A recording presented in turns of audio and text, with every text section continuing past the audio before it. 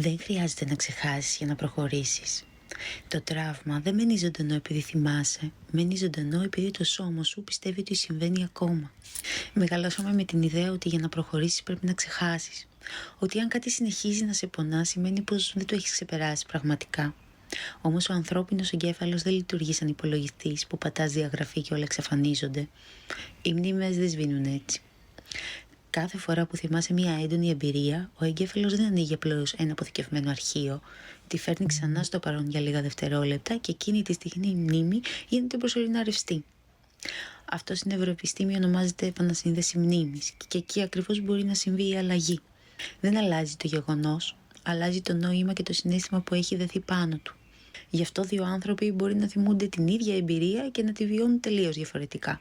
Ο ένας να διαλύεται κάθε φορά που την ανακαλεί και ο άλλος να τη θυμάται χωρίς να χάνεται μέσα της. Η ανάμνηση υπάρχει ακόμα, αλλά το συναισθηματικό φορτίο δεν έχει πια την ίδια δύναμη.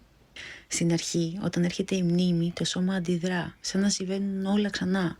Νιώθεις σφίξιμο, ταχυκαρδία, έναν κόμπο στο στομάχι, αλλαγή στην αναπνοή. Αν όμως το δουλέψεις συνειδητά, αν επιτρέψεις τον εαυτό σου να το επεξεργαστεί αντί να το αποφύγει, κάτι αρχίζει να μετακινείται μέσα σου. Σταδιακά θυμάσαι, αλλά δεν καταραίεις. Βλέπεις την ιστορία σου χωρίς να σε καταπίνει. Δημιουργείται μια συναισθηματική απόσταση και αυτή η απόσταση είναι ελευθερία. Γιατί σημαίνει ότι το παρελθόν δεν κρατά πια το νευρικό σου σύστημα αιχμάλωτο. Σημαίνει ότι ο εγκέφαλος και το σώμα σου έμαθαν κάτι νέο. Ότι αυτό που έγινε τότε δεν συμβαίνει τώρα.